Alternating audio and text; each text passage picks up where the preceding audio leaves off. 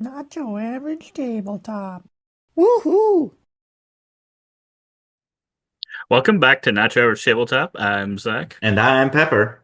and today we're giving our first impressions of Sub Terra and Sub Terra 2. Uh, Two games that I think Pepper was the one that initially got these games, backed these games, and yeah, I think I had not really known too much about them, and then when we had a chance, we played them at the World Series of Board Gaming. Well, we played Sub Terra, so that was my first experience with it, and then I think we've maybe played each one once or twice more after that. So it's kind of some first impressions, kind of a couple plays, but uh, yeah, the system in general between the two of them is a very similar system. Where you're kind of exploring these areas as a cooperative team, and yeah, you are trying to avoid some evil, evil monsters. I can't remember what were they called, Pepper? They are horrors, The I believe. horrors. The horrors. It's a cave of horrors. You really don't want to run into them. And then you can see there the tiles kind of all have some different potential things in them. They are pathways and stuff, but can have like some cave-ins and some fog, or not fog, Whirlpools. whirlpools, and the kind of whatever acid mist, whatever that Yeah. mist stuff is. Um, and then you've got the horrors coming around trying to get you. But it's kind of like Pandemic. You each kind of have a special ability that allows you to do something unique. If you've ever played Pandemic, uh, it's probably the one game that I'd compare it to most, just because it is a cooperative game and you're kind of moving around. It's not a set map like Pandemic is. This one you are building it out, and you can kind of just keep exploring it. So potentially, you can stay together as a group, or you can kind of spread out and make these long paths going which way. Um, but in general, it's a pretty simple game. You're trying to kind of get to the cave exit. So you're running through this stack of tiles, and I think it's in the bottom, whatever amount of tiles, and you're trying to get there, and you're trying to get everyone out if possible. Yes. So it's not a total, or I guess there's a total loss condition and a total win condition, but you kind of get judged an amount of stars based on how many people did exit the cave. And yeah, it's very similar. We played it with this one as well, and you have the different characters. Here's a prototype online or whatever. You get all the different characters, a couple different baddies, except this time it is a little more Indiana Jones feely as you're in kind of a temple and volcano temple and running away from lava at the end is I think that's the biggest difference is that you kind of go in retrieve something, and then lava chases you back out versus race to find pretty much the last tile. Um, Mhm. so yeah, you explained it pretty well there. I really like Pandemic, and I like that system of get a couple action points, have a special character ability, and work together to try to figure out the puzzle and how best to tackle the game together and get the win. And I love the theme as well. I think I probably like the first theme better, kind of the spooky. I always imagine it being an underwater cave, even though it's not, because that's the thing in the game. You can flood some of the rooms, so it's not underwater to begin with.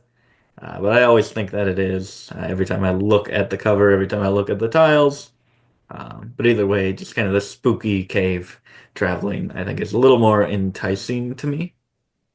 Yeah, I like both the looks. I don't know how big of a fan of Indiana Jones you are, Oh, but I do kind of get that feeling from it, and those are kind of some movies that I do really enjoy. So I like that. But this the cave one also makes me think of some movies. yeah. I'm trying to think what the name of the one is. There's one that's called The Cave. Okay, I don't think it's that one. I think The it's Descent, that is. I think that's right. which is kind of like I think it's like a group of girls going out and kind of get stuck in a cave. I think that's what it Monsters in is. there. Yeah. Yeah. So yeah, I do like that it presents that as the game, and uh, I would say in our plays of it, I've kind of felt that a little bit. Maybe it's because of I think that's just how these games sometimes tend to work. Pandemic, sometimes you kind of can feel when you have it under control. This one, I never felt like, until the very last, until you either won or lost. I don't know that Mm, I ever felt like, oh, we've definitely got this. And so I think true. that's Yeah. part of it that maybe brought out the theme a little bit more is that it never was like, oh, we kind of take our foot off the gas now because we, like in a pandemic style game, oh, we got, a couple of them taken care of now, and now it's kind of slowing down a little bit. Whereas this one never felt like it was really necessarily slowing down for me. Oh, yeah. I would agree with that. I think that there's no clear like, and it's kind of a negative to it. I think probably maybe the biggest negative because I like the thematic element and exploring. It's kind of like there's really no game progression other than running through the tiles. You just run through the That's true. tiles and try to survive them. And if you're smart, you try to group together uh, near the end, which we did not do, and you ended up being, I think, our lone survivor. Ended up being the only one across the board to reveal it, and then it kind of becomes similar to some of those movies. Where you get kind of the selfish person, like yourself, who Wow. goes off on their own and is trying to race to that final tile for their area so that they are the ones to escape. Okay, Thunderbeard. Thunderbeard is selfless and humble. No, Um, I get that, and that's probably where it is that difference feeling from Pandemic, where you are feeling the progression and feeling like you're actually getting somewhere with it, whereas this one you could be doing a lot of good stuff early, and then things just don't, depending on how the tiles are coming out, might just not be good. Uh, yeah, or yeah, you end up kind of splitting because you're trying to get through that stack of tiles as quick as possible.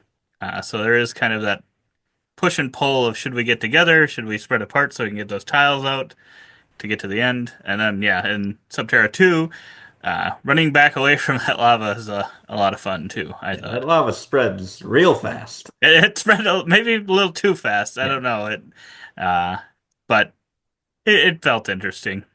yeah, So I thought it at least worked in the game of it we played, and I thought it felt different enough that it yeah, warranted having a second one. It wasn't like this feels exactly the same. So yeah, I think that there was enough differences there that it made them both potentially worth having. If you do like the system, yeah. if you don't like the system of one, I could probably guess you probably won't like the other one as well. I don't. They're different, but I think they would feel similar enough that, yeah, if you I really agree. don't, if you played one and hated it, I don't think you're gonna like the other one. Yeah, I agree. And if you do want to keep a really tight collection, really small one, and just don't aren't blessed with the amount of room as you can see behind you with Calyx shelves of games, you want to keep it under maybe like 50 games. You don't need both of them. They are similar enough. I do think you get enough of the experience from just one of them, but like us being in two different locations, it's nice to have one of them with you, one of them with me. And I like them both, so. I don't know which I prefer. I think I like the theme of the first one better, but I might like the look and the difference with the lava a little better in the second one. Um, I would probably give the system maybe an 8 for me, and that's like a lower. I had higher expectations going into this one or higher excitement. So I'd say it's a slight disappointment, but still a solid game that I do get a lot of enjoyment from. It's just kind of like, especially with the first one, it just feels like, what are we doing? It really is purely a survival game for most of it, Mhm. where it's like, we're not really doing anything. We're just playing tiles out and hoping it's not something bad. So I just felt kind of aimless for a lot of it. But there is a lot of excitement mixed in there as well. Mhm. Yeah, and I'm usually I think a little more critical on my scores, so I'm kind of with like a 7.75, maybe Oh, potentially an 8 with more plays. At least for a first impression. And yeah, I don't know either which one I would pick. I think it just like I said, I think there's enough between the two of them that it might just depend what I'm feeling at the yeah. time. If maybe if I saw more of like an Indiana Jones style movie at the time, I might be more Yeah. tempted to play that one versus if I watched like some underground horror movie kind of thing, or some monster movie, might be more into playing the original. Yeah. So yeah, I think they're about the same for me, rating wise, but I actually enjoyed this one. I think this one's kind of another one in the series of Pepper games that he has gotten that I knew little to nothing about, and ended up playing and really enjoyed. So yeah, I probably enjoyed it. Had a better time with it than even you did, Pepper. Yes, I think so. I think so. But definitely a thumbs up for both of us here, and worth the wait that I had to wait for this to be It's delivered. true. This is another one that I absolutely cursed. I am so sorry to everyone that I decided to back this one because I just get so unlucky with the projects I choose to back, and this was one of them. Uh, This and Monumental. but they both been good games, so there is They that. both did end up delivering, so So there's a light at the end of the totally. tunnel. Yes, exactly. But yeah, let us know your thoughts below. We also did an unboxing of both of these, so you can take a look at the components and see what's inside both the boxes. I think we did a joint one, so you can see them both in the same video. So you go check that out. If you like the video, give us a thumbs up. Subscribe for future unboxings and first simps. And as always, don't forget to keep on nibbling on our content.